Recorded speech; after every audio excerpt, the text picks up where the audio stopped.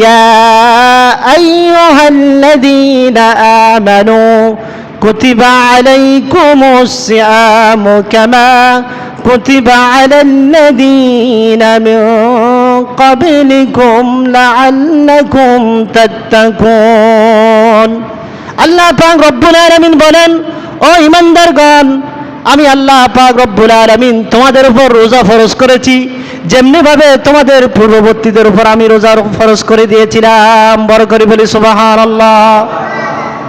তাহলে আল্লাহ পাক রব্বুল আলামিন আমাদেরকে বলতেছেন যে রোজা আসলে তোমরা ভয় পেয়ে যেও না, এটা শুধু তোমাদের উপর ফরজ সেটা কিন্তু না, তোমাদের আগে যারা আমি পৃথিবীর মধ্যে পাঠিয়েছি তাদের উপরও আমি এই রোজাকে তাদের জন্য ফরজ করে দিয়েছি। তাহলে আমরা জানতে পারি যে হযরত আদম আলাইহিস সালাতু ওয়াস সালাম প্রতি মাসে 3টি রোজা রাখতেন, যে রোজাগুলোকে বলা হয় আইয়ামে বীজের রোজা। কিসের রোজা? আইয়ামে বীজের রোজা। সহিহ বুখারীর 1981 নং হাদিসের মধ্যে এটি বর্ণনা রয়েছে। হযরত আদম আলাইহিস সালাতু ওয়াস সালাম প্রতি মাসে কয়টা রোজা রাখতেন? 3টা রোজা রাখতেন। হযরত আদম আলাইহিস সালাতু ওয়াস সালামকে আল্লাহ পাক রব্বুল আলামিন জান্নাতের মধ্যে একটা গাছের ফল খেতে নিষেধ করেছেন, কিন্তু হযরত আদম আলাইহিস সালাতু ওয়াস সালাম ভুল করে ওই ফলটা খেয়ে ফেলেছেন।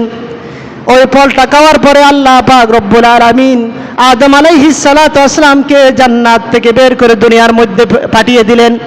শুধু দুনিয়ার মধ্যে পাঠিয়েছেন তা না, দুনিয়ার মধ্যে পাঠানোর পরে হযরতে আদম আলাইহিস সালাতু ওয়াস সালামের গায়ের রং পরিবর্তন হয়ে যায়, কৃষ্ণ কালার হয়ে যায়, কালো হয়ে যায়। হযরত আদম আলাইহিস সালাতু ওয়াস সালামের কালার ছিল সুন্দর, কিন্তু ওই ফল খাওয়ার পরে হযরত আদম আলাইহিস সালাতু ওয়াস সালামের কালার পরিবর্তন হয়ে যায়। তখন ফেরেশতারা আল্লাহ তাআলার কাছে আরজি করলো, আয় আল্লাহ পাক রব্বুল আলামিন, আপনি আদমকে এত সুন্দর করে বানানোর পরে একটা গুনাহ করার কারণে তাকে আপনি তার কালারকে পরিবর্তন করে দিলেন। হযরতে আদম আলাইহিস সালাতু ওয়াস সালাম এর জন্য ফেরেশতারা দোয়া করতে লাগলেন। এক পর্যায়ে আল্লাহ পাক রব্বুল আলামিন হযরতে আদম আলাইহিস সালাতু ওয়াস সালামের গায়ের রং পরিবর্তন করে দিয়ে আগের মতো করে দিলেন। সেখান থেকে আল্লাহ পাক রব্বুল আলামিন এই 3টা রোজা হযরতে আদম আলাইহিস সালাতু ওয়াস সালামের জন্য ফরজ করে দিয়েছেন। বড় করে বলি সুবহানাল্লাহ। তাহলে এটা পেলাম হযরতে আদম আলাইহিস সালাতু ওয়াস সালামের রোজা। আমরা যদি এখন হযরতে নূহ আলাইহিস সালাতু ওয়াস সালামের দিকে তাকাই, ইবনে মাজার 1714 নং হাদিসের মধ্যে হযরত আব্দুল্লাহ ইবনে আমর রাদিয়াল্লাহু তাআলা বলেন, সামা নূহুদ দাহরা ইল্লা ইয়াউমাল ফিতরি ওয়া ইয়াউমাল আদহা।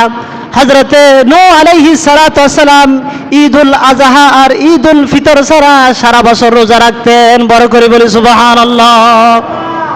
এভাবে যদি আমরা হযরত দাউদ আলাইহিস সালাতু ওয়াস সালামের দিকে তাকাই, পৃথিবীর মধ্যে সবচেয়ে আল্লাহ পাক রব্বুল আলামিনের কাছে প্রিয় রোজা ছিল হযরতে দাউদ আলাইহিস সালাতু ওয়াস সালামের রোজা।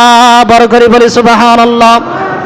সহিহ বুখারীর 1131 নং হাদিসের মধ্যে হযরতে আব্দুল্লাহ ইবনে আমর রাদিয়াল্লাহু তাআলা আনহু বর্ণিত, তিনি বলেন রাসূলুল্লাহ সাল্লাল্লাহু আলাইহি ওয়াসাল্লাম বলেছেন, ওয়া ইয়াসুমু ইয়াওমান ওয়া ইফতিরু ইয়াওমা।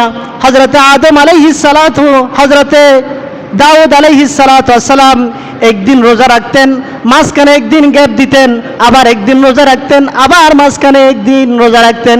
এইভাবে করে করে হযরতে দাউদ আলাইহিস সালাতু ওয়াস সালাম সারা বছর রোজা রাখতেন। বড় করে বলি সুবহানাল্লাহ। এই রোজাটা ছিল আল্লাহ পাক রব্বুল আলামিনের কাছে সবচেয়ে প্রিয় রোজা। এটা গেল হযরতে দাউদ আলাইহিস সালাতু ওয়াস সালাম। আমরা যদি হযরতে মূসা আলাইহিস সালাতু ওয়াস সালামের দিকে তাকাই, হযরতে আব্দুল্লাহ ইবনে আব্বাস রাদিয়াল্লাহু তাআলা আনহু বর্ণিত সহিহ বুখারীর 2004 নং হাদিসের মধ্যে আল্লাহর হাবিব সাল্লাল্লাহু আলাইহি ওয়াসাল্লাম বলেন, কদিমান নবী সাল্লাল্লাহু আলাইহি ওয়াসাল্লাম মদিনাতুল ফারআ। আল্লাহ রাসূল সাল্লাল্লাহু আলাইহি ওয়াসাল্লাম যখন মক্কা থেকে মদিনার মধ্যে হিজরত করেন, মক্কা থেকে কোথায়? মদিনায় হিজরত করেন।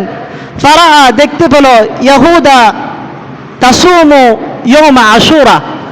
যখন মক্কা থেকে মদিনা আসলেন তখন দেখলেন যে ইহুদিয়া আশুরার দিনে কি রাখতেছে? রোজা রাখতেছে। তখন ফাকালা মা হাযা, ক্বালু, তখন আল্লাহ রাসূল সাল্লাল্লাহু আলাইহি ওয়াসাল্লাম তাদেরকে জিজ্ঞাসা করলো, তোমরা কি কারণ আজকের দিনে রোজা রাখো? তখন ইহুদিরা বলল, ইয়াউমুন সালিহুন, এই দিন হলো একটি উত্তম দিন, পবিত্র দিন। তখন তারা বলল, হাযা ইয়াউমুন নাজ্জাল্লাহু বনি ইসরাঈলা মিন আদুওয়িহিম, এই দিনে হযরতে মূসা আলাইহিস সালাতু ওয়াস সালাম তার সঙ্গীদেরকে আল্লাহ পাক রব্বুল আলামিন তাদের আক্রমণ থেকে, তাদের শত্রু থেকে বাঁচিয়েছেন। সেজন্য হযরতে মূসা আলাইহিস সালাতু ওয়াস সালাম এই দিন রোজা রেখেছে, সেজন্য আমরাও রোজা রাখতেছি। আমরাও কি রাখতেছি? রোজা রাখতেছি। এই কথা শোনার পরে আল্লাহর হাবিব জনাবে মুহাম্মদ রাসূলুল্লাহ সাল্লাল্লাহু আলাইহি ওয়াসাল্লাম বলেন, ফাআনা আহাক্কু বিমূসা মিনকুম, তোমাদের চাইতে মূসা আলাইহিস সালাতু ওয়াস সালাম আমার অনেক নিকটবর্তী। বড় করে বলি সুবহানাল্লাহ। মূসা তো আমার ভাই, তোমাদের চাইতে মূসা আলাইহিস সালাম আমার নিকটবর্তী। তখন ফাসামুহু, হযরতে আল্লাহ রাসূল সাল্লাল্লাহু আলাইহি ওয়াসাল্লাম নিজে রোজা রাখলেন। ও আমারা বিসিয়ামিহি, এবং সাহাবীদেরকে ওই আশুরার রোজা রাখার জন্য নির্দেশ দিলেন। বড় করে বলি সুবহানাল্লাহ।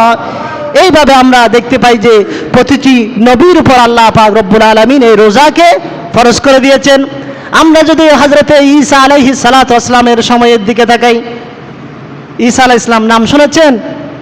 যিনি পিতা ছাড়া দুনিয়ার মধ্যে এসেছেন, কে? হযরতে ঈসা আলাইহিস সালাতু ওয়াস সালাম। যখন ঈসা আলাইহিস সালাতু ওয়াস সালাম জন্মগ্রহণ করলেন, তখন ঈসা আলাইহিস সালাতু ওয়াস সালামের মাকে, হযরতে মরিয়ম আলাইহিস সালাতু ওয়াস সালামকে মানুষ অপবাদ দিতে লাগলো, কিভাবে তুমি স্বামী ছাড়া তোমার পুত্র সন্তান হলো? তখন হযরতে মরিয়ম আলাইহিস সালাতু ওয়াস সালাম কি বলেছিলেন? যেই কথাটা হযরতে মরিয়ম আলাইহিস সালাতু ওয়াস সালাম বলেছেন, এটা সূরাতুল মারইয়ামের 26 নং আয়াতের মধ্যে আল্লাহ পাক রব্বুল আলামিন তুলে দিয়েছেন, ইন্নী নাযারতু লিররহমানি সাওমান ফালান উকাল্লিমাল ইয়াওমা ইনসিয়া। তখন হযরতে মরিয়ম আলাইহিস সালাতু ওয়াস সালামের, আমি আল্লাহ পাক রব্বুল আলামিনের জন্য রোজা রেখেছি, অতএব আমি তোমাদের প্রশ্নের উত্তর দিতে পারবো না।